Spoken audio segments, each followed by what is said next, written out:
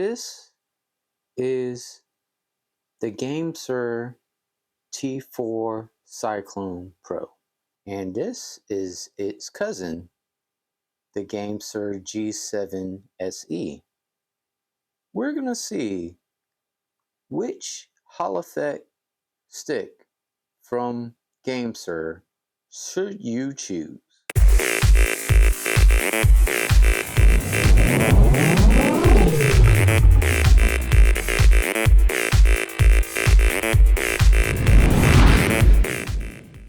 So the one thing I know that a lot of you out there that's going to love about the T4 Cyclone Pro versus the G7 XE is that it's a wireless controller. However, this is a wireless controller for PC handheld, Android devices, and the Switch. Unfortunately, this will not work on the Xbox.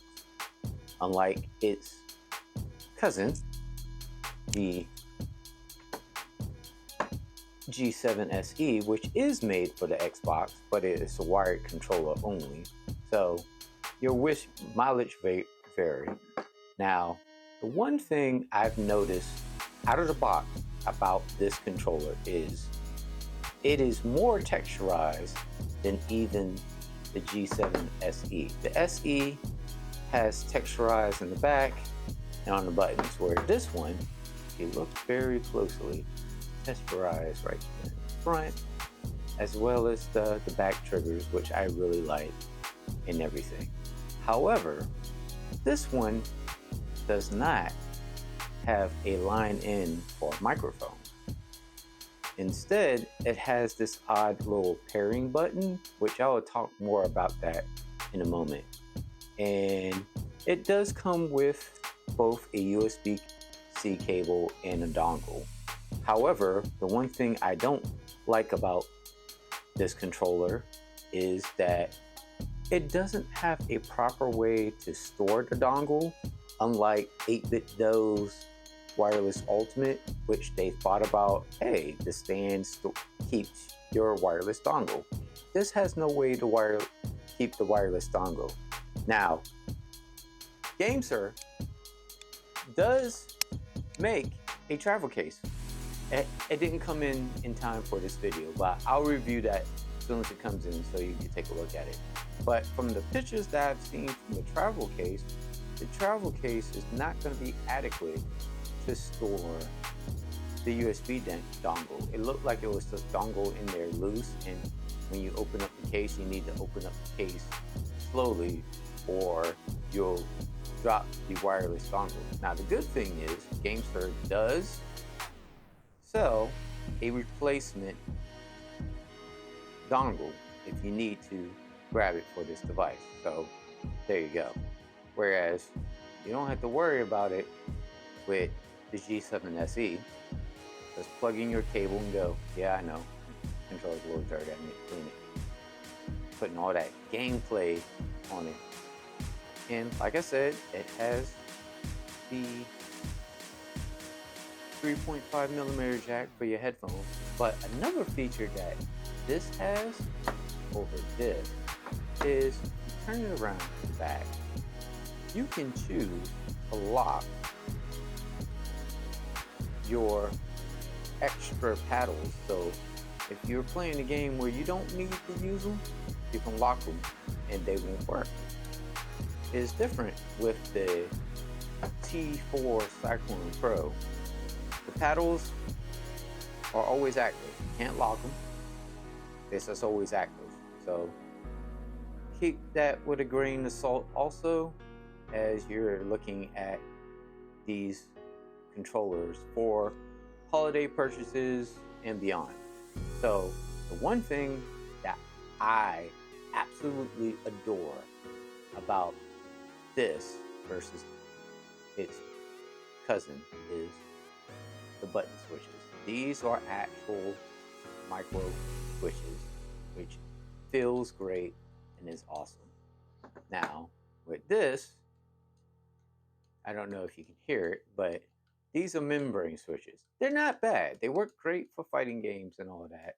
And actually, I like the Dpad a little bit better on this one versus T4 Cyclone Pro, but we'll talk about that in a moment. Now, the D-pad on this is a little bit on the stiffer side, but it feels like one of those D-pads that if you game more on it for a while, it will break in and it will work very well. So I've tested it in various games. D-pad works pretty well. It just feels a little stiff compared to this one. Now, if I was to just say the use case for this controller, if you got a PC handheld, like y'all know I have a Steam Deck.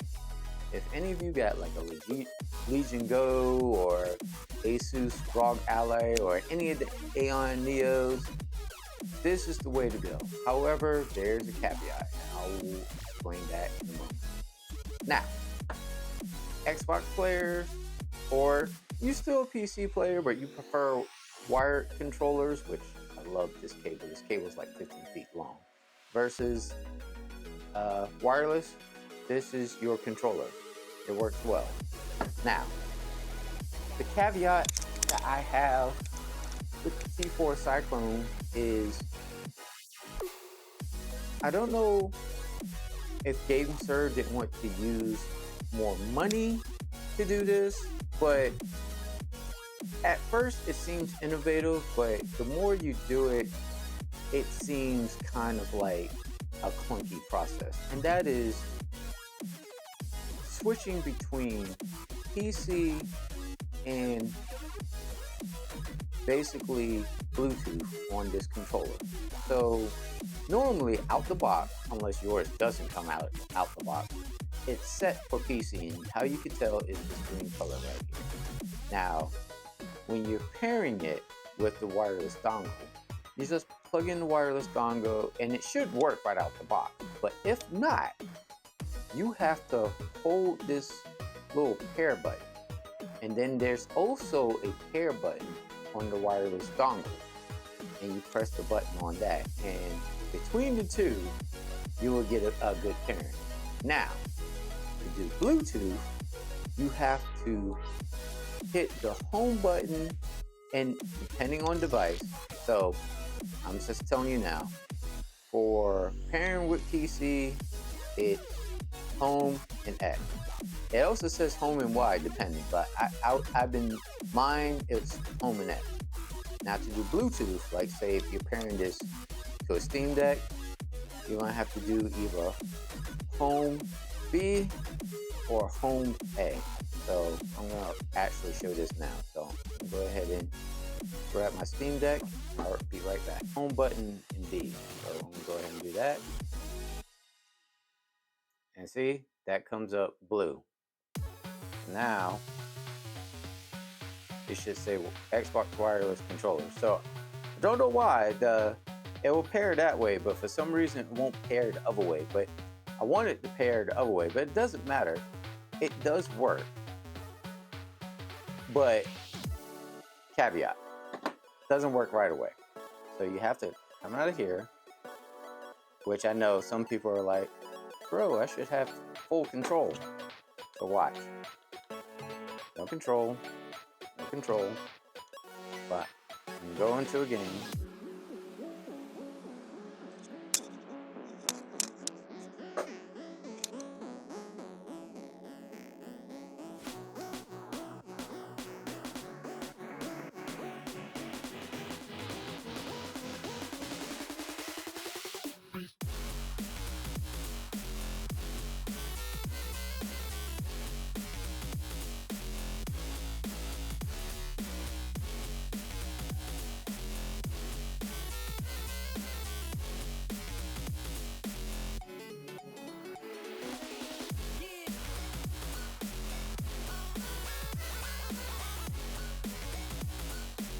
And you see, works fine. I'm controlling it off of this.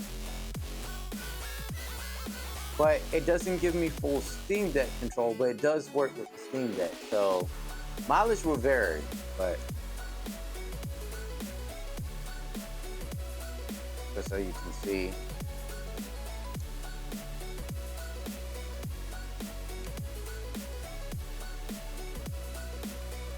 See? I'm not trying to get my butt beat.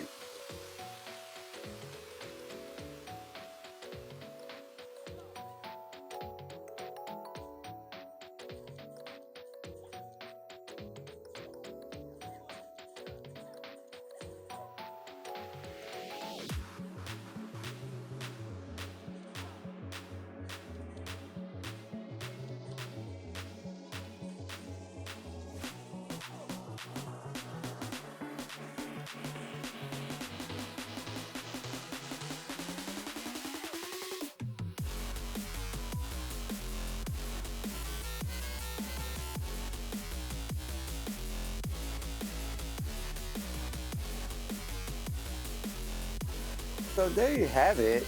Like, it's not a bad controller, and like I said, it works with the Steam Deck. It's just you can't control the Steam Deck. Now, I haven't tried this the last time. I'm gonna try it this time. When I quit out, does it work? Oh, it does. So it takes it a while, I guess, to sync and work with the Steam Deck, but now everything is working fine. So there you go. But yeah, I would definitely recommend this as your Pro controller on the go. If you're got a PC handheld or even a PC laptop or something, this is definitely the way to go. And you can still charge it via USB cable, but its USB cable is nowhere near as long as this GameSir's G7 SE, that's for sure. But you got switches for your buttons, and this is Hall Effect. I'll go ahead and put up the tester footage up now so you can see that everything is Hall Effect. And just like the G7 SE, you can go through the settings and calibrate your sticks to your liking. I like using stuff out of the box just to see if I can adjust to it. But I know some of you are like, oh no, I can't do that. I gotta adjust my zones to make it tighter and all that. Go ahead and feel free. I'm just telling you how I like to do stuff, but you can do what you want to do when you get one of these. But there you have it. So if you're a wireless warrior on the road, got a PC handheld, or you just like wireless in general for your PC setup, go with the T4 Cyclone Pro. If you still playing your Xbox, or you do like PC, but you just like not worrying about charging controllers and stuff like that, you just want the game constantly, you have a cable. There you go. So both of them have their own use case. They're both Hall Effect, so don't have to worry about the sticks dying. It's just more of, do you prefer wireless for your PC devices, or are you playing on the Xbox as well as the PC and you need a stick for that? This goes for $49.99, and y'all know this bad boy is cheap. Actually, I think it's going to be even cheaper when it comes up to Black Friday. So I've seen the price fluctuate down to $39.99. I've seen coupons where it goes for like $35.99. It just depends. So, but there you go. So T4 Cyclone Pro versus the G7 SE. Both Hall Effect sticks from the same company, just different use cases. All right, guys. Until the next one. Peace, love, and stay gaming, my friend.